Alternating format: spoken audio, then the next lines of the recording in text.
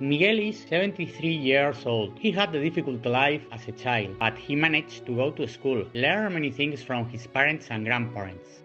He met a wonderful woman, and they started a family. He has seen his children grow up.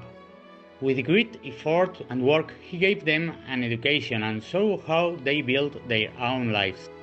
It is true that he has enjoyed his life a lot, although he also cried when he saw some of his beloved ones leave. And without realizing it, his first 65 years passed and he stopped working.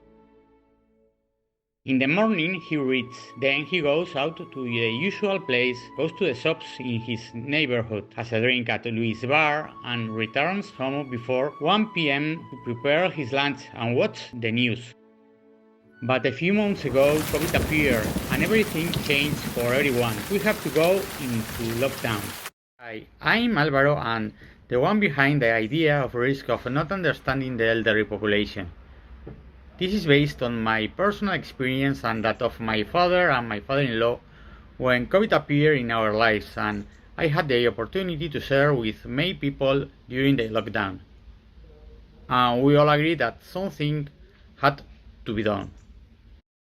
According to data from the Statistical Office of the European Union, Eurostat, 20.2% of the population in Europe is over 65 years old, which is more than 148 million. And it is expected that within 10 years it will be 24.2%, and in 2050 it will reach 30%. This trend is similar worldwide.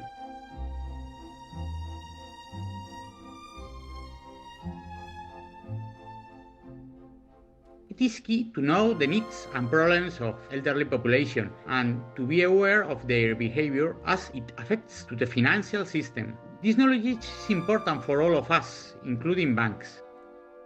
At the beginning of our research, we talked about social isolation. Now we talk about adapting to new ways of connecting them.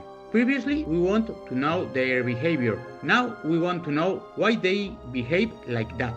At the beginning, we only wanted to identify the problems. Now we are focused on identifying their needs.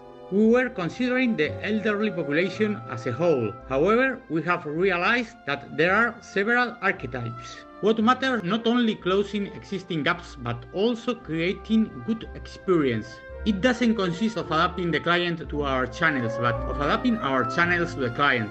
The challenge is to introduce the bank's solution into the ecosystem of the elderly, routine, trust, security, and for the client to perceive that the solutions are part of their lives after the impact that COVID has had on them. We must know our clients, their operation, and we can do it as we have the data. We have the technology to make analytical assessment of this client, issue warnings, notice which may help them in their everyday life.